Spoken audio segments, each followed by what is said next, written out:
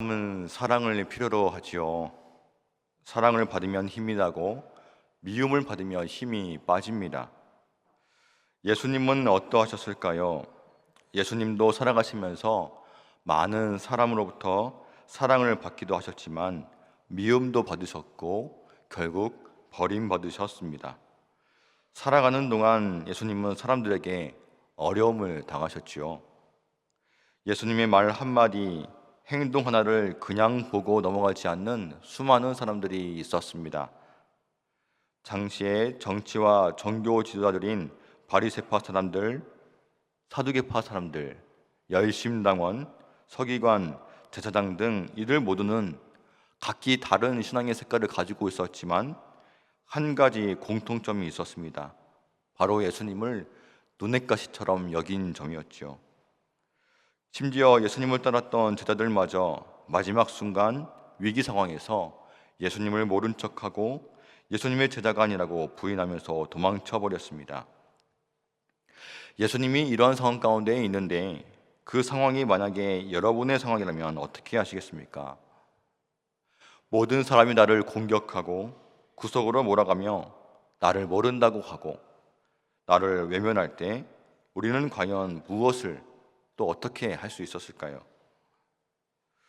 오늘 본문은 예수님이 사람들에게 버림받고 십자가에 달려 돌아가셨다가 다시 살아나셔서 부활하신 몸을 입고 세 번째로 사람들에게 나타나신 장면을 묘사하고 있었습니다. 전반부인 1절에서 14절까지는 예수님이 7 제자에게 나타나셔서 물고기를 잡게 하고 빵과 물고기로 아침 식사를 나누는 장면이 나오고, 후반부인 15절에서 19절까지는 부활하신 예수님이 자신을 배반했던 제자 베드로와 말씀을 나누시며 내 양을 먹이라는 거룩한 사명을 주시는 장면이 나타나고 있습니다.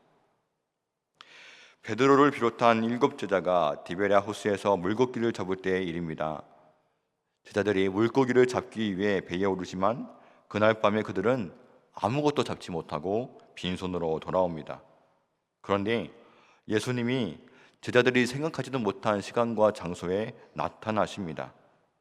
새벽 미명에 예수님은 홀로 제자들 앞에 서 계셨고 제자들을 지켜보시지만 그들은 예수님을 알아보지는 못했습니다. 예수님은 제자들에게 물고기가 조금 있느냐 물어보자 아무것도 잡은 것이 없다고 답을 합니다. 배 오른쪽에 그물을 던지라고 말씀하시고 제자들은 그대로 하자 그물을 들어 올릴 수 없을 정도로 153마리나 되는 많은 물고기를 잡았지만 그 그물이 끊어지지는 않았습니다. 바로 그때 요한복음에 나오는 예수님을 사랑하시는 제자가 주님이시다 이렇게 외치니 베드로가 벗은 몸에서 겉옷을 거치고 물속에 뛰어들어갑니다. 90m나 떨어져 있는 배 위에서 바다로 뛰어내려서 가장 먼저 부활하신 예수님께 도착한 사람이 베드로였습니다. 이번이 세 번째였지만 여전히 그는 반가웠습니다. 예수님은 제자들과 아침 식사를 함께 나누시기 위해서 숯불 위에다가 빵과 물고기를 올려놓으십니다. 하지만 베드로는 예수님이 피워놓은 숯불 앞에 앉자 또 다른 숯불이 떠오릅니다. 예수님을 모른다고 부인했던, 나와 상관없다고 부인했던 바로 그 자리에서 피어올랐던 숯불이었습니다. 숯불을 보니 대제사장의 그 뜰에서 두 손을 모으고 숯불을 바라보았던 자신의 모습이 떠올랐을 것이고 심정이 아주 복잡했을 겁니다. 요한복음 18장 25절 27절 말씀 제가 읽겠습니다. 시몬 베드로가 서서 불을 쬐더니 사람들이 묻되 너도 그 제자 중 하나가 아니냐? 베드로가 부인하여 이르되 나는 아니라 하니 이에 베드로가 또 부인하니 곧 닭이 울더라. 예수님이 예언하신 대로 그는 닭 울기 전에 3번 부인했습니다. 아무리 빈 무덤을 향해서 열심히 달려갔어도, 아무리 바다에 뛰어내려서 예수님께 달려왔어도 그의 마음속에는 여전히 풀리지 않는 응어리 같은 것이 있었습니다. 예수님의 부활을 확실히 알게 된 후에 베드로는 자신이 과연 예수님을 믿고 있는데 그 믿음이 어떻는지 돌아보았을 겁니다. 자기가 사랑한다고 여겼던 그 사랑이 무엇이었는가를 생각해 보았을 겁니다. 만약에 예수님과 베드로가 단 둘이만 있는 시간이 주어진다면 그날 밤에 그 숯불 앞에서 자신이 보였던 행동을 뉘우치고 싶었을 것입니다. 그렇지 않고서는 앞으로 주님의 제자로 살아갈 용기가 나지 않았습니다. 그는 주님이 여전히 자신을 살아가신다는 것, 자신을 용서하시고 용납하신다는 것을 확인받아야만 제자의 삶을 살아갈 수 있을 것 같았습니다. 바로 그 자리, 그 숯불 앞에서 하나님의 신뢰를 회복하는 역사가 이제 베드로에게 일어나고 있습니다. 요한복음에서 바로 이 마지막 사건이 그가 진심으로 주님 앞에 회개하여 다시 돌아온 순간입니다. 말없이 식사가 끝납니다. 그 정적을 깬 것은 예수님이었습니다. 15절에 예수님께서 베드로에게 질문을 합니다. 예수께서 시몬 베드로에게 이르시되 요한의 아들 시몬아 내가 이 사람들보다 나를 더 사랑하느냐 하시니, 예수님의 요한복음에서의 마지막 질문이 내가 나를 진실로 믿느냐도 아니고 내가 나를 잘 아느냐도 아니고 네가 나를 사랑하느냐인 것이 놀랍습니다. 만약 예수님께서 네가 나를 진심으로 잘 아느냐, 진심으로 나를 믿느냐 이렇게 물었다면 베드로는 굳이 과거를 떠올릴 필요가 없었을 것입니다. 조금은 더 자신 있게 대답할 수 있었을 겁니다. 부활을 경험한 후에 예수님을 너무나도 잘 알게 되었고 믿게 되었기 때문입니다. 하지만 사랑하느냐라는 질문은 차원이 달랐습니다. 이것은 교리를 묻는 것이 아니고 예수님과 베드로의 관계에 기초한 진짜 사랑을 묻는 것이었습니다. 그것은 이제 너를 향한 자기중심적인 사랑을 포기하였느냐 이러한 질문이기도 했습니다. 사실 베드로는 부인하는 그 순간에도 예수님을 사랑했습니다. 사랑하지 않았다면 위험한 줄 알면서 굳이 제사장의 뜰까지 가지 않았을 겁니다.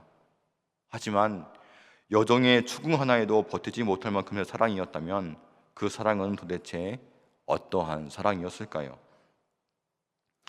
예수님은 베드로를 요한의 아들 시몬아 이렇게 부릅니다. 예수님은 이미 베드로에게 반석이라는 베드로를 이름을 주신 적이 있었습니다. 하지만 베드로라는 이름으로 부르시지 않았습니다. 왜 그랬을까요? 그의 신앙이 지금 반석이 아니라 모래더미인 것으로 판명되었기 때문입니다. 그래서 예수님을 영접하기 전에 불렸던 그 이름 요한의 아들 시몬 이렇게 부릅니다. 마치 그가 믿음이 없는 사람인 것처럼, 제자가 아닌 것처럼 취급하고 있는 겁니다.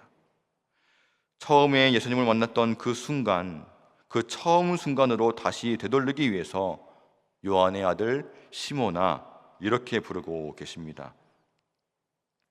우리는 종종 내가 주님을 처음 만났던 그 신앙의 원점으로 돌아가야 할 때가 있습니다. 이렇게 많이 겪었고 많이 알고 경험했지만 내가 지금 뭐 하고 있는가? 그때 그 첫사랑을 왜 나는 잃어버렸지? 그런 것 없이도 나는 살 수 있는 사람인가? 한때 젊었을 때 아무것도 몰라서 그렇게 내가 열심히 하나님을 믿었지만 정신 차리고 보니까 굳이 그렇게 살 필요가 없다고 생각하고 있는 상태라면, 그렇게 주님을 꽉 잡지 않아도 그냥 살만하다고 착각한다면 신앙의 원점으로 돌아가야 할 때입니다. 예수님은 자신을 사랑하는 제자가 된다는 것은 어떠한 뜻인지를 이미 말씀하셨습니다. 요한복음 14장 15절 말씀 제가 읽겠습니다. 너희가 나를 사랑하면 나의 계명을 지키리라. 다른 사람보다 한 푼이라도 더 헌금을 내고 한 시간이라도 더 교회에 와서 봉사하고 한 번이라도 더 예배를 참여하는 것도 귀합니다. 그렇지만 그것이 주님을 향한 사랑을 대변하지는 못합니다. 그것이 아니라 예수님께서 말씀하신 것에 순종하는 것, 그것이 바로 나를 사랑하는 것이다 이렇게 말씀하십니다. 설령 그 명령이 베드로가 보기에 어리석게 보일지라도 베드로는 순종해야 했습니다. 예수님의 십자가는 세상이 조롱할 일이었지만 그것이 하나님의 명령이었기 때문에 그 십자가의 순종은 아버지 하나님을 향한 예수님의 사랑의 절정이 되었던 겁니다. 예수님을 부인했던 베드로에게는 그런 안목이 없었습니다. 베드로가 대답합니다. 이르되 주님, 그러하나이다. 내가 주님을 사랑하는 줄 주님께서 아시나이다. 베드로는 이전에 예수님을 부인했던 적이 있어서 아니요, 주님, 저는 주님을 깊이 사랑하지 않습니다. 이러한 대답도 나올 수 있었을 겁니다. 하지만 베드로는 그때나 지금이나 예수님을 사랑하고 있었습니다. 사랑하는 여러분, 과거에 우리 각 자신의 신앙을 되돌아볼 때 부족하다고 여겼던 어리숙하고 순진했던 그때의 신앙을 부정하지 마시기 바랍니다. 이전에 주님의 교회를 위해서 또 영혼들을 위해서 열심히 기도하고 많이는 잘 몰랐지만 최선을 다해서 봉사했던 그 시간들은 충분히 주님을 사랑했던 시간이었습니다. 그 하나님과 동행했던 모든 시간을 소중하게 여기시기를 바랍니다. 베드로는 자신이 다른 제자들보다 더 사랑하는지에 대해서는 대답하지 않습니다. 다만 내가 주님을 사랑합니다, 이렇게 고백합니다. 더 자세히 보면은 자신이 사랑한다는 말에 초점이 있는 것이 아니라 주께서 아신다는 사실에 더 초점을 맞추고 있습니다. 자신의 사랑이 얼마나 변덕스럽고 사라지기 쉬운지 그때는 몰랐지만 예수님은 아셨습니다. 그래서 예수님은 미리 부인할 것을 예고하신 겁니다. 그것은 지금도 마찬가지였습니다. 베드로는 모르고 예수님은 아십니다. 다만 이 사실을 안다는 것이 그전과는 달라진 점이었습니다. 내가 사랑한다고 고백하지만 그 고백이 얼마나 진실한지는 나는 사실 모릅니다. 그런데 예수님은 아십니다. 그러니 내 고백에 취해서 나의 신앙이 어느 정도 된 것이라고 그렇게 착각하지 않게 된 것, 그것이 그나마 베드로의 변화였습니다. 따라서 이 고백은 베드로의 자기 확신이 아니고 자기 반성이옵니다. 그렇게 겸손한 고백을 했습니다. 그런데 예수님은 칭찬도 안 하시고 책망도 안 하십니다. 다만 이렇게 명령합니다. 내 어린 양을 먹이라. 베드로에게 사명을 주십니다.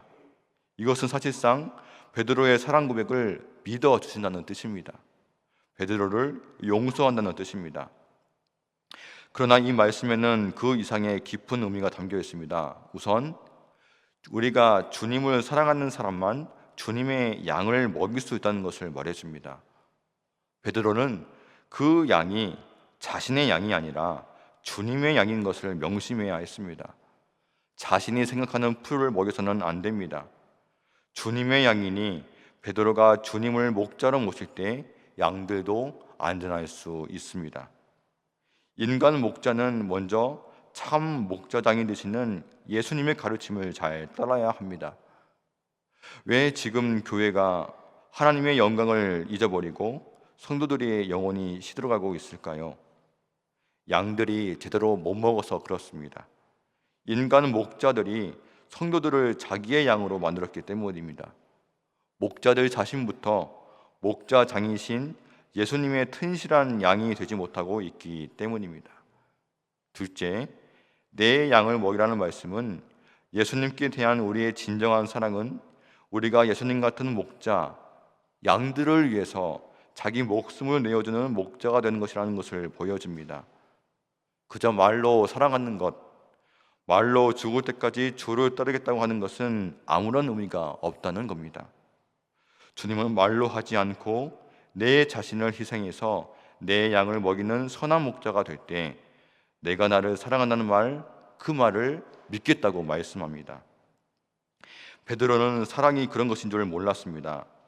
로마에서 독립해서 하나님 나라를 세우고 싶었지만 사실 그가 생각한 하나님 나라는 로마와 다를 바가 없었습니다. 누군가 위에 군림하겠다는 생각, 힘으로 힘에 맞서겠다는 생각, 강함으로 약함을 누리겠다고 하는 생각이 있는 한 그것은 사랑도 아니고 하나님 나라도 아니었습니다.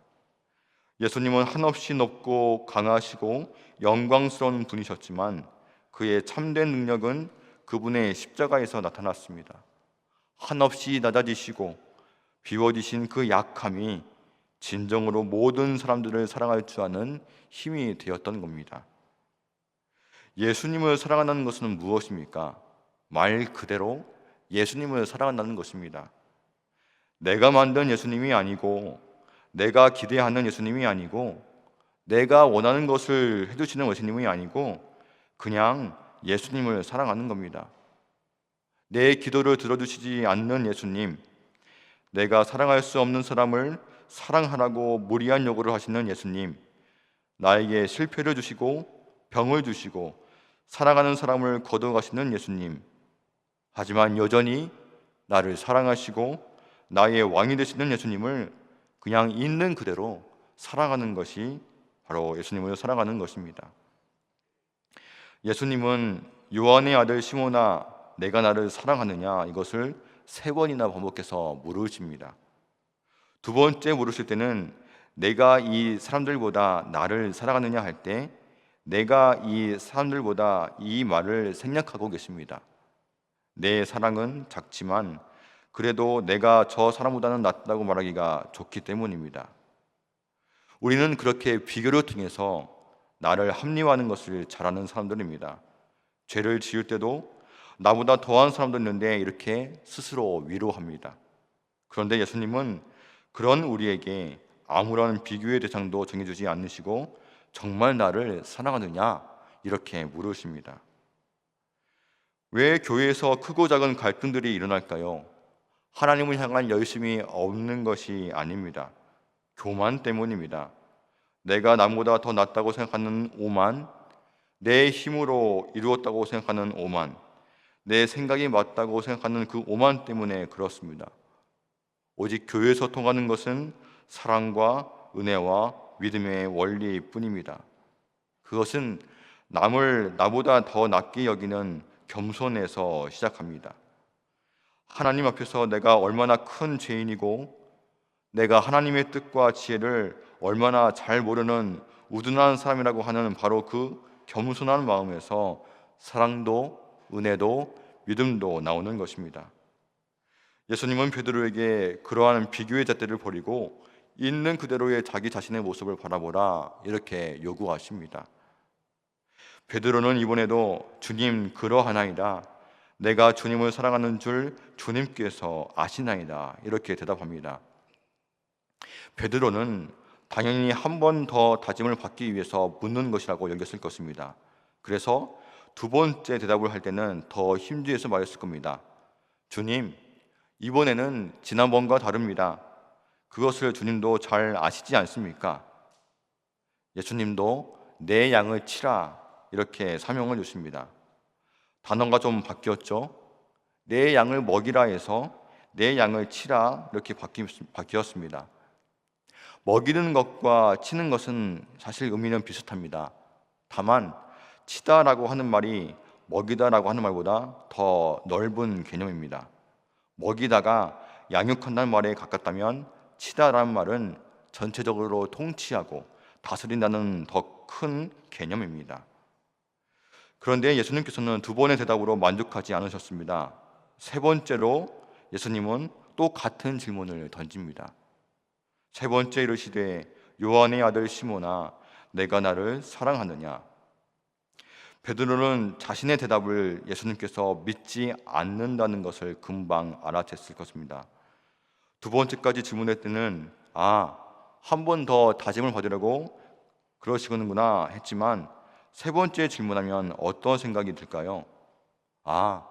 내 대답을 의심하고 계시는구나 이렇게 생각을 하게 될 것입니다. 그래서 베드로가 이번에는 곧장 대답을 못합니다. 어떻게 나올까요? 그가 근심하여 이르되, 베드로는 3번째 질문을 받고 근심할 때 그는 예수께서 3번이나 같은 질문을 던지신 그 뜻을 비로소 깨달았을 겁니다. 자신이 3번 부인했던 그 사건을 꺼내고 싶으시다는 것을 알았습니다. 묻어두고 싶었던 일, 주님이 그냥 모른 채 해주시기를 바라셨던 그 일, 되도록 자기만 말하지 않는다면 불명예가 될 일이 없을 거라고 여겼던 그 일, 숯불보다도 더 그의 얼굴을 화끈하게 달아오르게 하는 그 일을 주님은 꼭 해결하겠다, 그렇게 마음먹은 것을 베드로는 알아챘습니다. 목숨을 걸고서라도 주님을 따르겠다고 자신의 다짐을 쉽게 내던졌던 그때 그 일이 베드로에게 떠올랐을 겁니다. 그래서 이렇게 대답을 합니다. 주님, 당신은 모든 것을 아십니다. 앞에 두 번의 대답과는 다르지요. 앞에서는 주님, 그러하나이다 이런 대답은 안 나옵니다. 이 모든 것 안에 깊은 뜻이 담겨져 있습니다. 주님, 제 사랑은 쉽게 상처받고 자존심 상하고 그래서 언제든 포기할 수 있는 작은 사랑입니다. 원수를 사랑하는 것은 말할 것도 없고 내 이웃과 가족과 심지어 나 자신마저도 사랑하지 못하는 정도의 작은 사랑입니다. 목숨을 내거는 사랑은커녕 나를 위해 목숨을 버렸던 주님을 위하기보다 내 목숨을 아끼는 그런 사랑입니다. 주님은 그런 내 수준을 다 아시니 이제 주님께서 베푸시는 용서와 자비와 은혜로만 사랑하겠습니다. 이러한 고백입니다. 이 세 번째 고백에서 드디어 베드로는 예수님이 바라시는 회개를 하고 있습니다. 하나님의 교회를 세우는 것은 바로 이 겸손한 사랑, 힘을 뺀 사랑입니다. 돈도 아니고 건물도 아닙니다. 베드로 같은 유능한 일꾼도 아닙니다. 언제든 자기 사랑이 인정받지 않으면, 자기 기대가 채워지지 않으면 예수님을 부인해 버릴 베드로가 아니라 주님, 저는 언제든 그럴 수 있는 사람인 것을 주님은 아십니다. 이렇게 고백하는 베드로를 통해서 하나님은 교회를 세우실 겁니다. 하나님의 양을 먹이고 하나님의 양을 칠 사람은 바로 그러한 겸손한 사랑을 가진 사람입니다. 그래서 주님은 다시 그런 힘 빠진 사랑 고백을 하는 베드로에게 왜 그렇게 믿음이 없느냐 말씀하지 않으시고 다시 사명을 주십니다. 내 양을 먹이라. 베드로는 예수님을 위해서 죽을 각오를 했지만 예수님이 자신을 위해서 죽을 각오를 하지 않는 것을 보면서 실망하여 떠났습니다. 하지만 이제 그 예수님의 부활을 통해서 예수님의 죽음이 힘없는 한 청년의 허망한 죽음이 아니라 바로 자신 같은 죄인들을 위한 죽음이고, 이것은 죄인들을 향한 하나님의 사랑이었던 것을 알고 다시 한번 이 예수님을 사랑하기로 다짐한 겁니다. 그래서 예수님은 그런 회개를 한 사람에게만 합당한 사명을 주신 겁니다. 내 양을 먹이라는 말이 선한 목자처럼 자기 목숨을 버리고 양을 살리는 일이라는 뜻이지만, 예수님은 이제 직접 18절에서 이렇게 말씀합니다.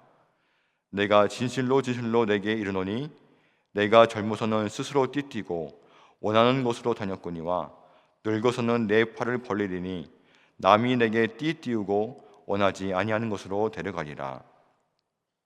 예수님은 베드로의 부인을 예언하셨던 바로 그 형식, 엄중한 형식으로 내가 진실로 진실로 내게 이르노니 내가 3번 부인할 것이다, 바로 그 형식을 빌어서 베드로에게 죽음을 엄숙하게 선언하십니다.